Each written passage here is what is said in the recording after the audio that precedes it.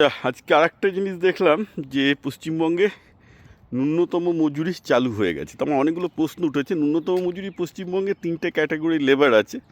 মোরাললেস ধরে নিন যে ন্যূনতম মজুরি পশ্চিমবঙ্গের মাসে 30,000 টাকা। আপনারা জানতেন না কিন্তু, কারণ পশ্চিমবঙ্গে যে ন্যূনতম 30,000 টাকা কাউকে বেতন দিতে হয়, এটা আইনে ছিল। বাই দ্য ওয়ে, বিজেপি নতুন কিছু করছে না, বিজেপি জাস্ট চালু করছে। এবং এর জন্য অবভিয়াসলি অর্জুন সিং আবার একটা ধন্যবাদ পাবেন। তাকে আপনারা যতই গুন্ডা মস্তান দলবদলু বলুন, অ্যাটলিস্ট তিনি শ্রমিকদের কথা ভেবে ন্যূনতম 30,000 টাকা মজুরি আজকে এই ম্যাঙ্গার বাজারে চালু করেছেন। অনেক ধন্যবাদ প্রাপ্য। ওইটা পরের ব্যাপার। প্রশ্ন হচ্ছে পশ্চিমবঙ্গে কজন 30,000 টাকা পায়। একই সাথে কালকে আমাকে একজন লিখেছে, সে ম্যাথামেটিক্স এমএসসি করে একটা প্রাইভেট স্কুলে চাকরি পেয়েছে, ওটা 6,000 টাকা মাইনে পাচ্ছে এমএসসি বিএড করে। ওরা এমএসসি বিএডদের 4-5,000 6,000 টাকার বেশি মাইনা পশ্চিমবঙ্গে কেউ দেয় না। পশ্চিমবঙ্গে এখন আপনি যদি মোট বন্যা, তাহলেও কিন্তু 30,000 টাকা দিতে বাধ্য। কিন্তু আপনি যদি স্কুলের চাকরিতে যান, প্রাইভেট স্কুল প্রাইভেট কলেজের চাকরিতে যান, আপনাকে ওই 5-10-20,000 টাকা দেবে। লিখি হয়তো নেবে 30,000 টাকা, কারণ এখন শ্রম আইন হয়ে হয়তো কমপ্লায়েন্সের জন্য বলবে যে না, তোমাকে ন্যূনতম মাইনেটা দিতেই হবে, কিন্তু দেবে না, লিখিয়ে নেবে, দেবে না। তো ঘটনাটা হচ্ছে এই যে অর্জুন সিংকে আবার বলছি, ভদ্র বাঙালি, বাবু বাঙালি গালাগাল দিল। কিন্তু দেখুন, কোনো ভদ্র বাঙালি বাবু বাঙালি ন্যূনতম মজুরির জন্য কিন্তু কিচ্ছু করেনি। আর বাই দ্য ওয়ে, লোকেদের যে ন্যূনতম মজুরি দরকার, এটা আমি লাস্ট 10 বছর থেকে বলে যাচ্ছি। যদিও আমি ন্যূনতম মজুরি আমি জানতামই না পশ্চিমবঙ্গে একটা কাঠামো আছে। আমার ধারণা ছিল পশ্চিমবঙ্গের ন্যূনতম মজুরি 20 থেকে 22,000 টাকা। আমি সেটা নিয়ে বলতাম। অনেকগুলো ভিডিও আছে আমার ইউটিউব চ্যানেল বিপ্লব পাল 2000 এগুলো নিয়ে। এবং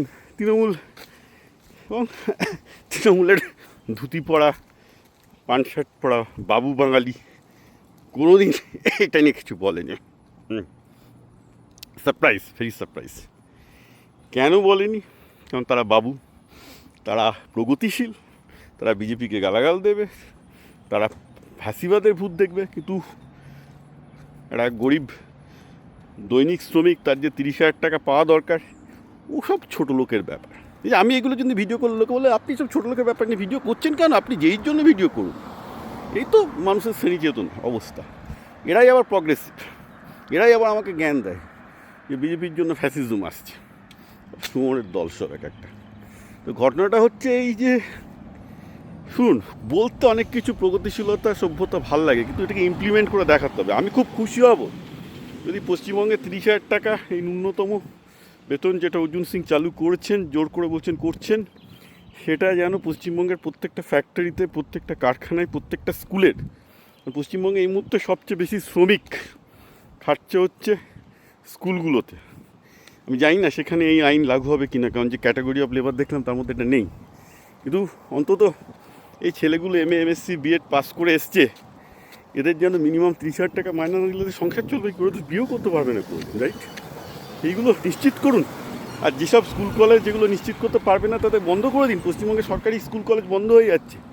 দরকার নেই সেই সব প্রাইভেট স্কুল কলেজ চালানো, যেখানে 3-4 হাজার 5,000 টাকা মাইনে দিয়ে টিচারদের চালানো হচ্ছে। বন্ধ করে দিতে বলুন সব কিছু, ঠিক আছে? আমি আশা করবো অর্জুন সিং এতটা যখন করেছেন, এইটুকু আরও সাহস দেখাবেন যে যদি এই ন্যূনতম মজুরি 30,000 টাকা যেসব স্কুল কলেজগুলো ভায়োলেট করবে, তাদের যেন বন্ধ করে দেওয়া হয়। কারণ এইমাত্র তো ওনারাই ঘোষণা করেছেন যে স্কুল কলেজগুলো অডিট হবে। তারা দেখবেন, বা স্কুল কলেজের যারা প্রাইভেটে যারা শিক্ষক, তারাই এগিয়ে এসে সরকারের হাতে নথি তুলে দিন যে এইসব তাদের স্কুলগুলো কমপ্লায়েন্ট নয়, অর্থাৎ তারা ন্যূনতম মজুরি দেয়নি। এবং আমার মতে এটা একটা মানে এই প্রাইভেট স্কুলগুলোর টিচারদেরই এনফোর্স করা উচিত যে এরা একটা গভর্নমেন্ট সুযোগ দিয়েছে। এবার এসব স্কুল কলেজের মালিক সবই সব তৃণমূল সিপিএমের আমলের লোকজন। এদেরকে টাইট দেওয়ার জন্য মানে দরকারও, এতদিন তো আপনারা বঞ্চিত হয়েছেন। আউট অ্যান্ড আউট ফেসবুকে গিয়ে, ইউটিউবে গিয়ে সব জায়গায় প্রকাশ করে দিন যে আপনারা কত টাকা মায়না পান। তাহলেই লোকে বুঝতে পারবে যে এইসব প্রাইভেট স্কুলগুলো, প্রাইভেট বিএড কলেজগুলো কোনো আইন মানেনি। এবং তদন্ত আসুক, বন্ধ হোক। হয়ে আমি আবার বলবো আবার নতুন করে চালু হোক, যে এদের প্রত্যেককে ঠিকঠাক মায়না দিতে হবে, নাহলে স্কুল কলেজগুলোর জন্য চালু না হয়। আমি আবার বলছি, আপনারা এইসব যারা MA BEd করে নিজেদেরকে খুব ভদ্র হয়েছেন বলে ভাবছেন, ভদ্র কিন্তু আপনাদের কাজ করতে হয় যেসব স্কুল মালিকদের এগেনস্টে, তারা কিন্তু অভদ্র। তারা আপনাদের মধ্যে MA BEd পাস করা ভদ্র লোক নয়, তারা অভদ্র লোক বলে স্কুল কলেজটা চালাতে পারছে। আপনারা আন্দোলন করে 30,000 টাকাটা মিনিমাম যেটা বেতন পশ্চিমবঙ্গের যেটা আইন, সেটা দেখুন যাতে আপনাদের স্কুল কলেজগুলোতে চালু হয়। না হলে বিজেপি বলে দিয়েছে যে এগুলো বন্ধ করে দেবে। আমরাও দেখি যে বিজেপি সত্যি বন্ধ করতে পারে কিনা।